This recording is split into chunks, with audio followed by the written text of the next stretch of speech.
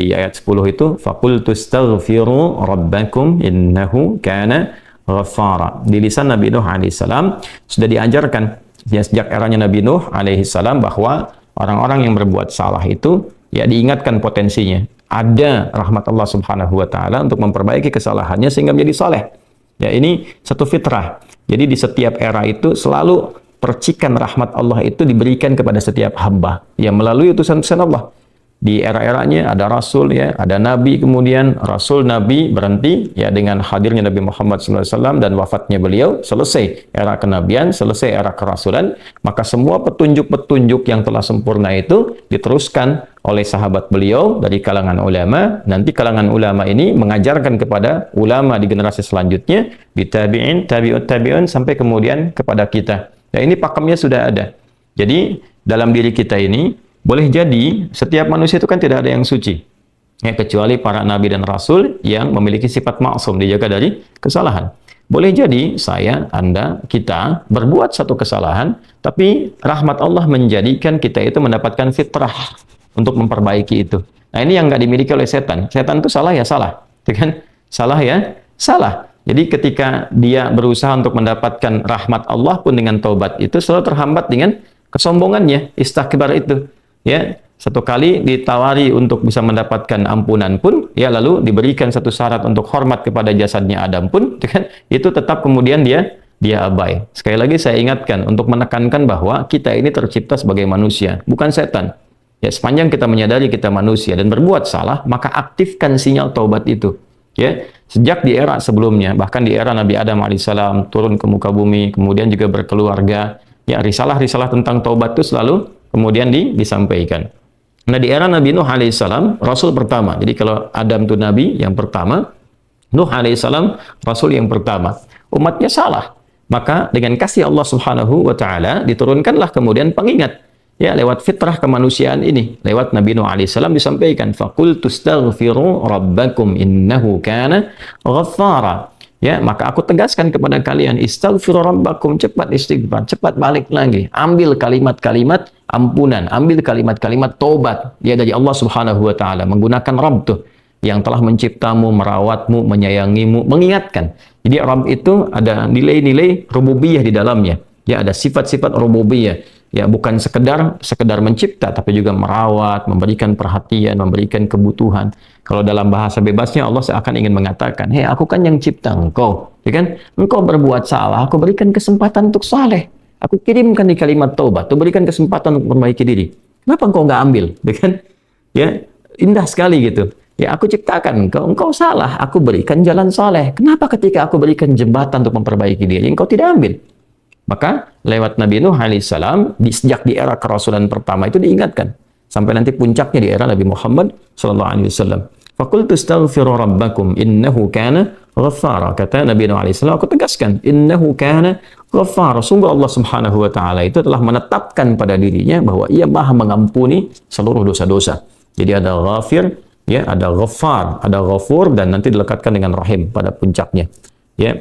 Misalnya di surat Ghafir, di ayat yang ketiga, Ghafirid dzambi wa qabilit taubi, itu menggunakan kata Ghafir. Lalu kalau kita jadikan superlatif, ya, dinaikkan lagi tingkatnya menjadi lebih banyak, terus mengampuni dosa, mengampuni lagi, itu dirubah kalimat dari Ghafir menjadi Ghaffar. Kalau tanpa batas diberikan kemudian sifat yang ketiga yaitu Ghafur.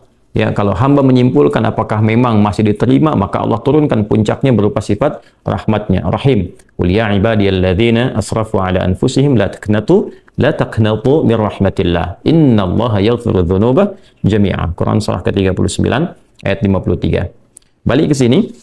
Ya, jadi ini gambaran yang pertama. Sejak di era kenabian turun yang Al-A'raf ayat 23 itu Rabbana zalamna anfusana, kan Nabi Adam alaihissalam mendapatkan kalimat itu. Lalu di era Nabi Nuh alaihissalam sebagai rasul pertama diingatkan juga dengan potensi sifat-sifat kebaikan ini yang menjadikan manusia tertuntun untuk senantiasa berbuat baik. Lalu apa sifat rahmatnya? Ya, kalau kita kembalikan ke konstruksi Al-Baqarah ayat 37, tadi kan saya katakan di awal ya, Allah menegaskan seorang yang taubat ingin merubah dirinya dari salah menjadi saleh, bukan sekedar dituntun oleh Allah, tapi juga dipercikan kasih sayang Allah kepadanya. Rahmat Allah diberikan. Ya, kembali ke Quran surah kedua ayat 37 itu, fatalaqqa Adamu min rabbih kalimatin fataba alaihi innahu huwat tawwabur rahim. Jadi bukan tawwab saja, tapi rahim juga. Bukan sekedar Allah terima taubatnya, tapi kasih sayang Allah pun diberikan kepadanya. Nah, apa di antara jenis kasih sayang yang Allah berikan kepada seorang hamba yang mau taubat? Ya, maka diteruskan ayatnya sampai 12 di sini. Imam Al-Bukhari menyantumkan di sini sampai ayat 12, yursilis samaa 'alaikum midrara wa yumdidkum bi amwali wa banina wa yaj'al lakum jannatin wa yaj'al lakum anhara. Allahu akbar. Ya, justru di sini teman-teman sekalian, istighfar itu ya permohonan ampun kepada Allah Subhanahu wa taala, ya, permohonan rahmat Allah Subhanahu wa taala, kembali kepada Allah, mengoneksikan diri kita kepada yang Maha Baik. Itu di antara percikannya adalah mendapatkan lapangan kebaikan. Yursilis samaa 'alaikum bidrara. Ya, walaupun Anda mendapatkan kesulitan dalam berkehidupan, bahkan yang sifatnya luas ya secara sosial. Kalaupun tanahnya gersang, ya, kalaupun kemarau berkepanjangan, itu ternyata dengan satu daerah itu, satu desa itu, satu wilayah itu mengoneksikan diri mereka kepada Allah, beristighfar. Ini faedahnya istighfar. Dengan beristighfar kepada Allah, taubat dari maksiat, ternyata bisa mendatangkan rahmat bukan hanya untuk pribadinya, untuk satu wilayah. Ya, ini pelajaran dari Quran. Ya, Allah akan memberikan kesan begini, jangankan bagi setiap personalnya, setiap orangnya. Ya kan? Ada masalah sekampung pun, contohnya kekeringan misalnya, contohnya kemarau, lalu sekampung itu, ya, atau ada orang-orang soleh di situ yang membiasakan taubat kepada Allah, istighfar kepada Allah, mengoneksikan dirinya kepada Allah, ya kan? Itu luar biasa, percikan rahmat Allah. Ya, apa di antaranya? Yursilis sama ya 'alaikum midrara. Allah memerintahkan kepada langit itu untuk menurunkan hujan. Ya, dengan curah yang memberikan maslahat. Kemudian wa yumdidkum bi amwalin wa banina. Ya, lantas kemudian melapangkan kepada engkau urusan hartamu. Ya, bahkan memberkahi engkau dengan keturunan-keturunan yang baik. Jadi Masya Allah, ya, orang tua yang rajin istighfar, suami yang rajin istighfar, itu ternyata bukan sekedar menjadikan ia mendapatkan penerimaan taubat. Dia berhenti dari perbuatan maksiat, usaha-usaha yang tidak baik, dagang yang tidak benar, dengan perbuatan curang, ya, perbuatan menipu, perbuatan-perbuatan yang tidak elok, korupsi, jauhi potensi itu. Disogok dia hindari, diajak korupsi dia jauhi dan sebagainya. Lalu konsisten pada kebaikan dan dia isi dengan istighfar. Astaghfirullahaladzim, astaghfirullahaladzim, Rabbana zalamna anfusana wa illam taghfir lana wa tarhamna lanakunanna minal khasirin. Dia konsisten pada kebaikan itu, wa yumdidkum bi amwal. Allah akan lapangkan dia pada harta-harta yang lebih berkah. Allahu akbar. Ya, jadi diberikan kelapangan dulu pada dirinya, kemudian diberkahi hartanya. Jadi berapapun yang dia dapatkan, Allah berikan berkah padanya, sehingga dia merasakan kebahagiaan dengan harta itu. Karena ada orang yang merasa seperti kelihatan banyak, tapi tidak menikmatinya. Ya, baik itu boros, baik itu merasa kayaknya banyak tapi nggak kepake. Ya, barang-barang habis beli ini lagi, tapi memuaskan nafsunya saja. Ya, temannya ngajak begini, dia harus terpaksa beli, kadang-kadang ngutang, atau mungkin dia dapatkan sesuatu tapi jalan-jalan yang haram, jalan yang salah. Dia tidak menikmatinya, dan ini yang paling bahaya. Ya, ini yang paling bahaya. Lawan lapang kan sempit. Jadi hartanya kayak banyak, tapi menyempitkan kehidupan rumah tangganya. Ya, hubungan suami istri jadi nggak enak, dengan anak jadi nggak nyaman. Itu ciri keberkahan biasanya. Ya, ciri keberkahan yang tidak didapatkan. Jadi kalau berkah itu dapat, walaupun terlihat kuantitasnya nggak sama dengan orang, dia 100 juta, ini 1 juta, tapi kenikmatannya luar biasa. Ya, di rumah ada kebahagiaan, hubungan menjadi nyaman, apa yang ditata itu bermanfaat, yang dimakan menjadi daging, dari daging itu terkonstruksi menjadi pengetahuan, jadi macam-macam, jadi energi, ya energinya dipakai pada kebaikan. Sebaliknya yang terlihat seperti banyak, kayaknya banyak nih, ya, tapi tidak memberikan kebahagiaan. Di rumah nggak bahagia, tidak memberikan dampak energi positif, ke ibadah jadi malas. Ya, itu ciri pertama kalau harta kurang berkah itu, apalagi tidak berkah, itu pasti menurun kesolehannya, meningkat kesalahannya. Pasti itu. Ya, jadi mulai menurun nih, sholat mulai menurun, baca Quran mulai menurun. Nah, kesalahan mulai meningkat. Makan mulai salah, minum mulai salah. Yang tadinya minum yang baik-baik, sekarang minum yang tidak baik dan sebagainya. Nanti kalau sudah begini, pasti hubungan di rumah tangganya pun nggak akan jadi baik gitu. Ya, dan itu akan terbawa dalam kesempitan. Nah, cara untuk mengatasi itu, ini balik ke Quran surah Nuh tadi, di ayat 10 sampai dengan ayat 12. Kalau kita menyadari kemudian itu salah, lantas ingin memperbaiki diri, kembali kepada Allah, perbaiki diri kita, ya, lalu mengingat Allah, menyesali apa yang telah dilakukan, berjanji untuk berbuat baik, itu tidak tanggung apa yang Allah jawab. Ya, Kalaupun ada satu kelapangan yang tidak berkah tadi, diganti oleh Allah, dihilangkan yang kurang baiknya, dilapangkan dengan yang baik-baiknya. Lalu setelah itu dijaga keluarganya. Jadi memberikan kesan bahwa ada hubungan yang korelasi secara langsung antara harta dengan keluarga, dengan anak keturunan. Jadi hati-hati, saya ingatkan kepada para ayah, pada saya pribadi dan kita semua, jangan sampai membawa yang haram ke rumah. Sekali lagi, jangan sampai membawa yang haram ke rumah. Jadi kalau istri sudah memasak itu di dapur, menjadi makanan, dikonsumsi oleh anak-anak jadi daging, ya, dikonsumsi jadi daging nih, itu jadi karakter. Ya, itu sudah fitrah, sudah umum begitu. Jadi kalau dia baik, akan membentuk kebaikan. Kalau nggak baik, akan merubah ya, pada keburukan. Kontrolnya susah di situ. Ya, sangat sulit sekali. Nah, caranya tadi kembali kepada Allah, tinggalkan yang kurang baik tadi, nanti Allah rubah. Ya, cara dia mendapatkan harta itu, walaupun awalnya terlihat nggak nyaman, karena kan merubah diri, mengeluarkan yang kotor dulu. Ya, ya kalau terlalu banyak kotoran, mandi kan ya agak cukup pekat tuh mandinya, bersihkan lagi. Rasa nggak seperti biasa. Tapi setelah dibersihkan semua jadi enak kan? Nah itulah agama begitu. Dibersihkan yang kotor itu kayaknya awalnya nggak enak, tapi kemudian hati menjadi lapang. Yang diberikan kelapangan hati dulu. Ya begitu hatinya lapang, baru nanti Allah buka jalan.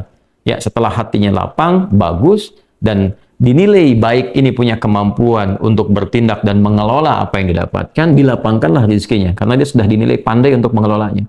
Setelah itu diperbaiki keturunannya. Ya. وَبَنِينَ وَيَجْعَلْ لَكُمْ جَنَّاتٍ وَيَجْعَلْ لَكُمْ أَنْهَارًا. Bahkan setelah itu dibikin kaya lebih dari sebelumnya.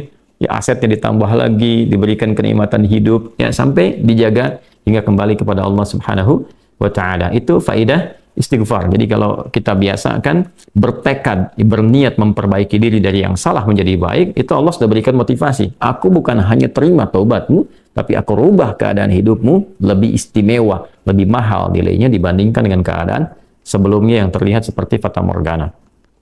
Kemudian dikuatkan dengan Quran surah ketiga Ali Imran ayat 135, ya. Di sini disampaikan Allah Subhanahu wa taala berfirman, a'udzubillahi minasyaitonir rajim. Bismillahirrahmanirrahim.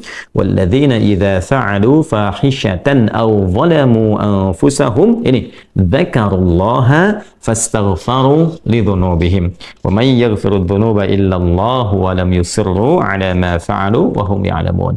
Di highlight di sini di firman Allah Subhanahu wa taala, dzakarullaha fastaghfaru lidzunubihim. Ya, yaitu orang-orang yang mendapatkan rahmat Allah Subhanahu wa taala itu. Jadi ini korelasinya dengan ayat 133. Jadi ayat 133 itu Allah Subhanahu wa taala berjanji bagi orang-orang yang menyegerakan istighfar. Jadi ingat dosa hari ini nih. Sekarang misalnya malam nih, kita ingat ada dosa yang dikerjakan. Lantas ketika ingat itu istighfar. Istighfar, minta ampun sama Allah, gitu kan? Itu menyegerakan sesuatu tanpa jeda disebut dengan sara'a. Ya, sara'a. Jadi ada sa'a, ada sara'a. Kalau sa'a itu menyegerakan sesuatu dengan persiapan.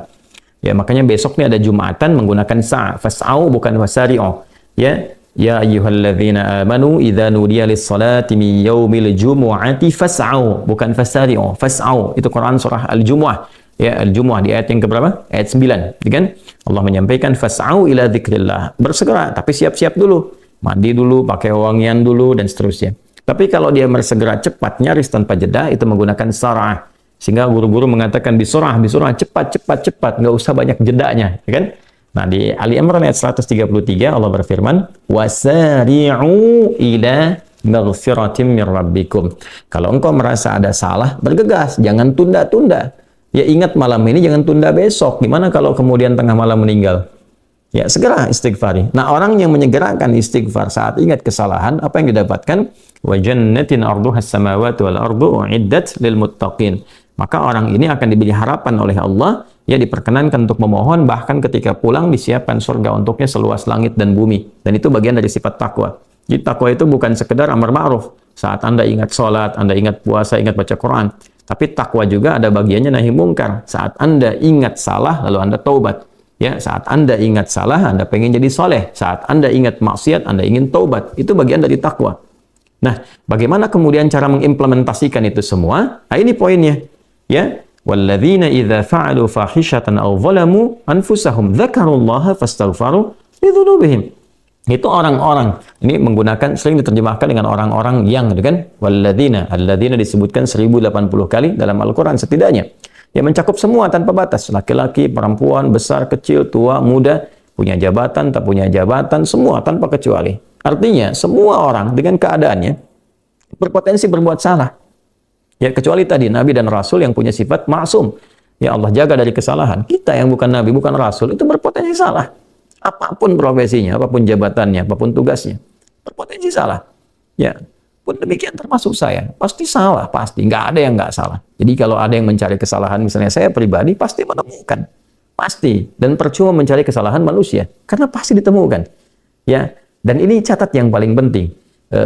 Hindari mencari-cari kesalahan itu karena kita tidak tahu bahwa mungkin ketika seorang divonis salah itu dia sudah mengistighfari, sudah mentaubatinya.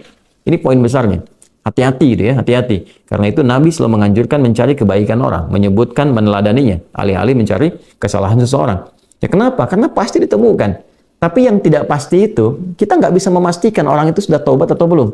Yang paling bahaya adalah mencela orang, mencari kesalahan orang, mencaci orang yang sudah dia taubat dan taubatnya diterima orang, diterima Allah Subhanahu wa taala. Hati-hati ya, mencari kesalahan orang, mencela orang, ya kan? Yang dia sudah mentaubati kesalahannya dan taubatnya diterima oleh Allah Subhanahu wa taala. Allahu akbar. Itu azim, itu hati-hati ya. Ya, sesuatu yang besar sekali dosanya di sisi Allah Subhanahu wa taala. Nah, ini kembali ke sini ketika seseorang dia sadar berbuat salah, dia salah. Alladzina, semua orang potensi salah. Ya, idza fa'alu fahisyah, ketika dia berbuat fahisyah. Ya, fahisyah itu pernah saya sampaikan ya, turunannya nanti fahsya namanya. Jadi sifat kesalahan yang muncul dari syahwat. Ya, mohon maaf, zina, pornografi, porno aksi, kata-kata jorok, kata-kata kotor dengan semua bentuknya.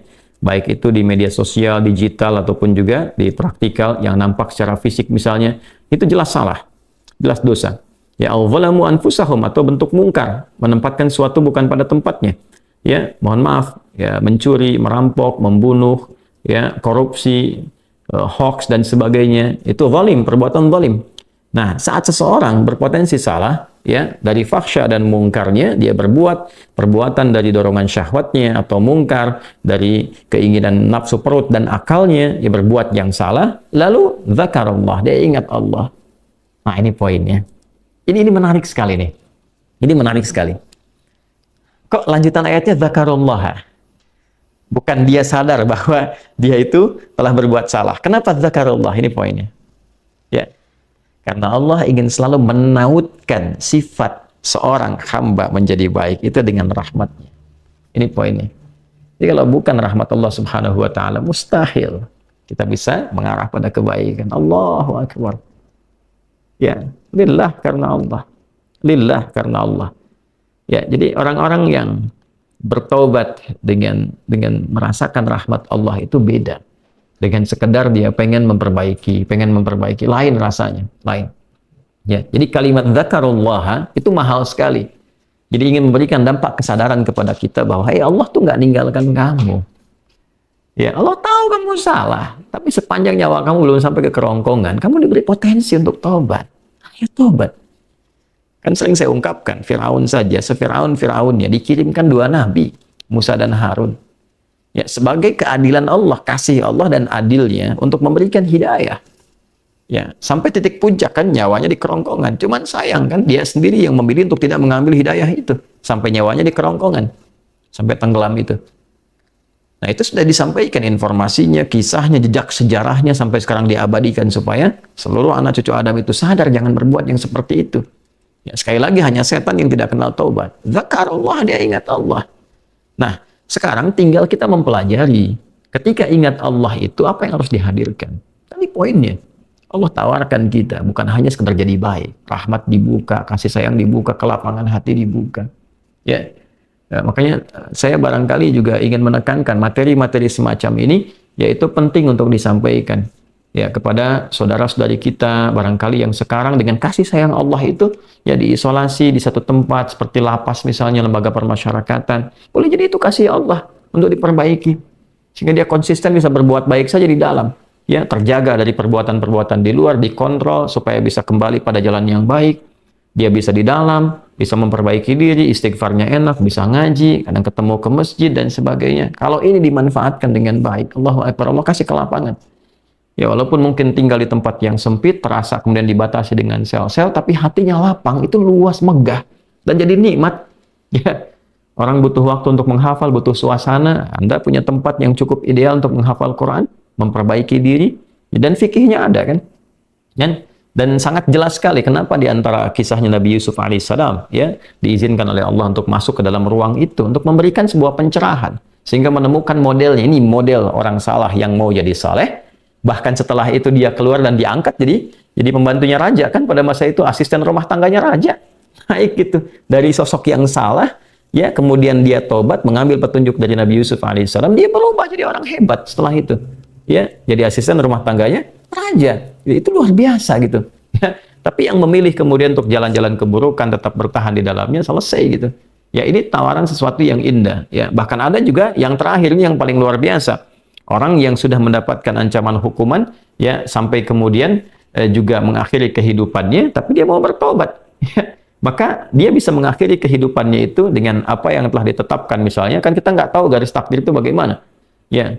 Wallahu alam, tiba kemudian manusia memberikan hukuman, tapi Allah dengan kehendaknya merubah itu semua, bisa berubah.